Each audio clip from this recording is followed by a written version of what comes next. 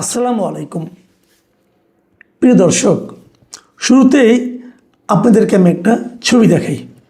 এটা আজকের ছবি না, প্রায় ১৯ বছর আগের একটা ছবি।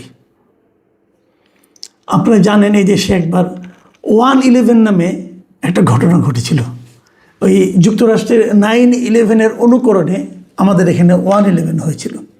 9/11-এ সন্ত্রাসী বাহিনী, সন্ত্রাসী গোষ্ঠী অথবা একটা গুপ্ত গোষ্ঠী তারা যুক্তরাষ্ট্রে একটা ধ্বংসযজ্ঞ চালিয়েছিল। টুইন টাওয়ার ধ্বংস করে দিয়েছিল বিমান দিয়ে। 1/11-এর সময় আমাদের এখানে, আমাদের এই দেশে সেনাবাহিনী প্রভাব বিস্তার করে একটা অন্তর্বর্তীকালীন সরকার গঠন করেছিল। সেটা কেন করেছিল, করা কতটুকু প্রয়োজন ছিল সেটা নিয়ে বিস্তর আলোচনা হতে পারে। কিন্তু আমি যে কথাটা বলছি, তারা দায়িত্ব নেওয়ার পর একটা বেসরকারি তত্ত্বাবধায়ক সরকারি গঠিত হয়েছিল ফখরুদ্দিন আহমেদের নেতৃত্বে, কিন্তু সেটাকে বলা হতো সেনা সমর্থিত তত্ত্বাবধায়ক সরকার। সেনা সমর্থিত এই কারণে যে সেনাবাহিনী তখন আসলে নানা বিষয়ে ওই সময়ে ভূমিকা রেখেছে এবং প্রভাব বিস্তার করেছে। 1/11-এর ওই সময়ে যে তত্ত্বাবধায়ক সরকার গঠিত হয়েছিল ফখরুদ্দিন আহমেদের নেতৃত্বে, সেখানে খুবই গুরুত্বপূর্ণ যে 3 জন সেনা কর্মকর্তার কথা উল্লেখ করা যায়। তাদের একজন ছিলেন ওই সময়ের সেনাপ্রধান লেফটেন্যান্ট জেনারেল মঈনুল আহমেদ, আরেকজন ছিলেন সাভারের যে 9 ডিভিশনের জিওসি, যিনি ছিলেন মেজর জেনারেল মাসুদউদ্দিন চৌধুরী, এবং আরেকজন ছিলেন ডিজিএফআই-এর ভারপ্রাপ্ত ডিজি মিস্টার ফজলুল বারী। এরা খুবই পাওয়ারফুল লোক ছিলেন। এই পাওয়ারফুল লোকগুলোর মধ্যে মাসুদউদ্দিন চৌধুরীর বিরুদ্ধে অভিযোগ ছিল যে ওই সময় উনি বিভিন্ন ব্যবসায়ীদের ধরে এনেছেন এবং রাজনীতিবিদদেরকে অ্যারেস্ট করেছেন, এবং বহুল আলোচিত যে -2 ফর্মুলা, সেটাও ওনার মাধ্যমে বাস্তবায়িত করার চেষ্টা করা হয়েছিল বলে বলা হয়ে থাকে। এবং উনি এটা করতে পেরেছিলেন এ কারণে যে 2007-এর 11 জানুয়ারি ফখরুদ্দিন সরকার শপথ দিয়েছিলেন, এবং তার 2 মাস পরে মার্চ মাসে ওই সময় একটা গুরুতর অপরাধ দমন অভিযান সংক্রান্ত জাতীয় সমন্বয় কমিটি গঠন করা হয়েছিল। সেই সমন্বয় কমিটির চেয়ারম্যান করা হয়েছিল ওই সময়কার উপদেষ্টা এম মতিনকে, এবং তার প্রধান সমন্বয়কারী ছিলেন এই জেনারেল মাসুদ চৌধুরী। এবং বলা বাহুল্য, ওই সময় মাসুদ চৌধুরীর যে ক্ষমতার দাপট, এটা ওই সময় কথা যারা মনে রাখতে পারবেন তারা নিশ্চয়ই জানেন যে কী দাপট তার ছিল। এবং তার নির্দেশেই ওই সময় কিন্তু বিভিন্ন রাজনৈতিক দলের নেতা খালেদা জিয়াকে, তারপর শেখ হাসিনাকে এবং তারেক রহমানকে পর্যন্ত, এবং অন্যান্য অনেক পলিটিক্যাল লিডারদেরকে অ্যারেস্ট করা হয়। এবং সেই অ্যারেস্ট করার পর আমরা এই যে ছবিটা আপনাদেরকে শুরুতে দেখালাম, এই ছবিটা তারেক রহমানকে অ্যারেস্ট করার পর তাকে যে ভীষণভাবে টর্চার করা হয়েছিল, এবং টর্চার করতে করতে তাকে এক পর্যায়ে হাসপাতালে ভর্তি করা হয়েছিল। এবং সেই হাসপাতালে ভর্তি করার পর ওনার শয্যা পাশে ওনার মা ওনাকে দেখতে গিয়েছিলেন।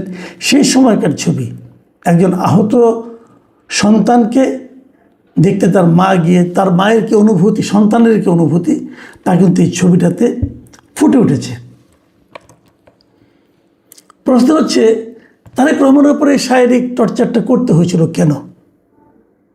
যদি উনি কোনো অপরাধ করে থাকেন, তার বিরুদ্ধে সুনির্দিষ্ট মামলা হবে এবং সেই মামলা চলবে, কিন্তু তা না করে তাকে ফিজিক্যালি টর্চার করা হয়েছিল। এবং তার যে সমস্ত বর্ণনা পাওয়া গেছে, সেগুলো ভয়ঙ্কর ভয়ঙ্কর সব বর্ণনা। এগুলো আমরা পরবর্তী সময় নানা মুখে শুনেছি নানাভাবে। এবং তারও চেয়ে বড় কথা, সেই তারেক রহমানই কিন্তু আজকে আমাদের দেশের প্রধানমন্ত্রী, সরকার প্রধান। উনি নিশ্চয়ই ওনার স্মরণে আছে যে ওনার উপর কী কী টর্চার করা হয়েছিল, এবং বলা হয়েছিল এই সকল টর্চারের মূলে ছিলেন এই জনাব মাসুদ চৌধুরী। কেন উনি এটা কেন করেছিলেন? উনি কিন্তু সম্পর্কে তারেক রহমানের আত্মীয় হন, একেবারে অনাত্মীয় না, ওনার আত্মীয় হতেন উনি। এবং আত্মীয় হলে ওটা কেন করেছেন? আজকে দেখলাম ওনাকে গ্রেপ্তার করা হয়েছে মানব পাচারের মামলায়। তো মানব পাচারের মামলায় গ্রেপ্তার করা হয়েছে। হওয়ার পর তার বিরুদ্ধে এরই মধ্যে ফেনীতে 6টি এবং ঢাকায় 5টি মামলার তথ্য পাওয়া গেছে এবং সেগুলির থেকে তাকে গত রাতে তার বাড়ি থেকে অ্যারেস্ট করা হয়েছে। এটা আমরা জেনেছি, আজকে অলরেডি প্রেস কনফারেন্সকে তারা জানিয়েছেন।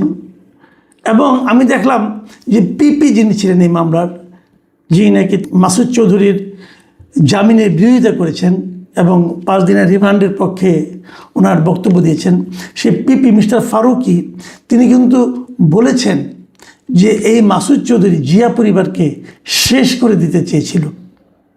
আমি পিপির বক্তব্যটা একটা আপনাদের পড়ে শোনাই। তিনি বলেছেন যে মাসুদ চৌধুরী -2 ফর্মুলার নামে জিয়া পরিবারকে শেষ করে দিতে চেয়েছিল, কিন্তু ভাগ্যের কি পরিহাস, যাকে মানে তারেক জিয়াকে টর্চার করে হত্যা করতে চেয়েছিল তিনি এখন দেশের প্রধানমন্ত্রী।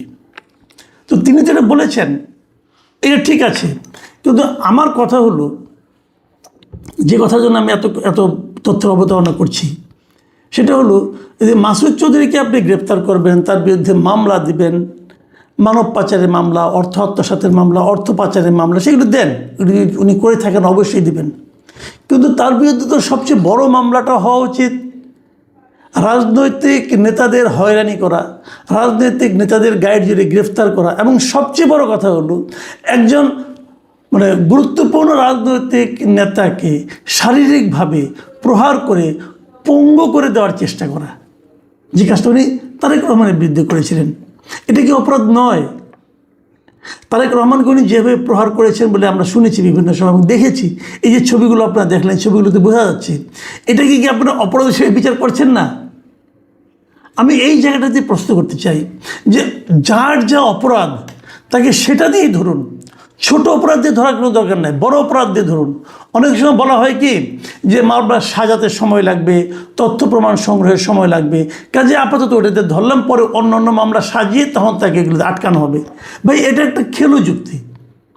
কারণ তারেক রহমান ক্ষমতা নিয়েছেন 1 মাসের বেশি সময় হয়ে গেছে, উনি দেশে ফিরেছেন তাও 3 মাসের বেশি সময় হয়ে গেছে। তো এর মধ্যে কি এই মামলার বিষয়গুলো নিয়ে কেউ কোনো আলোচনা করতে পারলো না, মামলা সাজাতে পারলো না, অথবা তথ্য প্রমাণ সংগ্রহ করতে পারলো না? পারা তো উচিত ছিল। আমরা দেখি যে একজন লোককে এমনি যেন তেন একটা মামলা দিয়ে ঢুকিয়ে দেওয়া হয়, ঢুকিয়ে দিয়ে তারপরে কি হয়, সেই মামলা তার এক সময় তেমন একটা সাজা হয় না। আমি একটা উদাহরণ দিয়ে বলি, আজকে দেখলাম একটা পত্রিকাকে নিউজ দেখলাম যে এই পুরান ঢাকার ক্যানিগঞ্জে বৈষম্যবিরোধী ছাত্র আন্দোলনের জিহাদ, যার বয়স 11 বছর, নামের এক কিশোরকে হত্যার অভিযোগে একটা মামলা হয়েছে এবং সেই মামলায় শেখ হাসিনা সহ 124 জনকে আসামি করা হয়েছিল। এবং সেই মামলায় গত বৃহস্পতিবার যে তদন্তকারী কর্মকর্তা ছিল তিনি এটার ফাইনাল রিপোর্ট দিয়েছেন। ফাইনাল রিপোর্ট মানে উনি কারো কোনো দোষ পান নাই। কেন পান নাই? এই কারণে ওই জিহাদ নামক ছেলে সে মারাই যায়নি। এখন সে মারা না যাওয়াতে সে আহত হয়েছিল, কিন্তু সে মারা গেছে এই কথা বলে মামলা হয়েছিল এবং সেই মামলায় শেখ হাসিনা সহ 124 জনকে আসামি করা হয়েছিল। শেখ হাসিনা তো দেশের বাইরে, বাট এই 124 জনের মধ্যে কতজনকে এর মধ্যে গ্রেফতার করা হয়েছে এবং গ্রেফতার করার পর তাদেরকে টর্চার করা হয়েছে, তাদেরকে নানা ধরনের ভোগান্তি শিকার হতে হয়েছে, তাদেরকে নানা ধরনের টাকা পয়সা তাদের কাছ থেকে নেওয়া হয়েছে টর্চার কম করবে এই কথা বলে। এগুলি কি হয়নি? হয়েছে। তো এর জন্য দায়ী কে থাকবে? তাহলে কি এই মামলার বাদীকে ডেকে আনা হবে, তুমি কেন এই মামলা করলা? কিচ্ছু হবে না। যে পুলিশ এই লোকগুলিকে টর্চার করেছে তার বিরুদ্ধে কোনো অ্যাকশন হবে? তাও তো হবে না। তাহলে আমি বলি এরকম, যেমন ABM খায়রুল হক সাবেক প্রধান বিচারপতি ছিলেন, ওনার বিরুদ্ধে মামলা করা হয়েছে এক হত্যা মামলা। ওনার বিরুদ্ধে মামলার অনেক কিছু ছিল, উনি তত্ত্বাবধায়ক সরকারের বিষয়টাকে বাতিল করে দিয়েছিলেন এবং দেওয়ার মাধ্যমে তো দেশের আজকে এই অবস্থা। তো এত বড় অপরাধ যিনি করেছেন তাকে সেই অপরাধে মামলা না করে অন্য এক অপরাধে মামলা করে দেওয়া হয় কেন? এই মাসুদ উদ্দিন চৌধুরীর ক্ষেত্রে একই জিনিস। একজন রাজনৈতিক নেতা, একজন কেবল না, অনেক রাজনৈতিক নেতাকে উনি টর্চার করেছেন। ওনার আমলে উনি যেটা সদস্য সচিব ছিলেন, সেই যে একটা কমিটি করা হয়েছিল, জাতীয় সমন্বয় কমিটি, যে গুরুতর অপরাধ দমন অভিযান সংক্রান্ত জাতীয় সমন্বয় কমিটি, সেই কমিটির প্রধান সমন্বয়কারী হিসাবে উনি এই লোকগুলিকে নিয়ে এসেছেন, এনে টর্চার করেছেন, এক একজনকে মৃত্যুর মুখে ঠেলে দিয়েছেন। অনেক দিন পঙ্গুত্ব ছিলেন, অনেক দিন। তারেক রহমান সাহেবও দীর্ঘদিন অসুস্থ ছিলেন এই রোগ নিয়ে। এই প্রহারের কারণে, তাহলে এর বিচার হবে না? তাহলে আপনি তাকে এই অপরাধে ধরলেন না কেন, অন্য অপরাধে ধরলেন কেন? এই বিষয়গুলো আমি মনে করি আলোচনায় আসা দরকার। মানে অনেকে অনেক কথা বলেন যে আমরা একে ধরলাম, আটকাইলাম, তারপরে না, মূল অপরাধটাই আগে আনা উচিত আমি মনে করি। এবং মূল অপরাধটাকে মামলা সাজানো কোনো কঠিন কাজ না। যে ঘটনা ঘটেছে সেটার উপরে মামলা করেন আপনি। আমরা তো মাসুদ উদ্দিন আহমেদের মানব পাচার সম্পর্কে অতটা যাই না। মানব পাচার কীভাবে করেছেন, ওই যে ওনার এই মানে আদম ব্যবসার মাধ্যমে করেছে, অপরাধ তো উনি অনেক করেছেন, ওনার তো সিরিজ অফ অপরাধ ছিল, সবগুলো আসামি করেন। কিন্তু প্রধান অপরাধটা ওনার হলো এই যে পলিটিক্যাল লিডারদের যে আটক করা এবং তাদেরকে শারীরিকভাবে হেনস্থা করা, এটা ছিল তার প্রধান অপরাধ। এই অপরাধের শাস্তি সবচেয়ে আগে হওয়া উচিত, এবং এটা হলে পরেই আগামীতেও কিন্তু এই ধরনের অপরাধ করতে তারা একটু চিন্তা করবে যে এই ধরনের অপরাধ করা যায় কিনা। আমি মনে করি যে যা অপরাধ করবে তাকে সেই অপরাধে বিচার করা উচিত। প্রিয় দর্শক, এখন এই পর্যন্তই। আল্লাহ হাফেজ।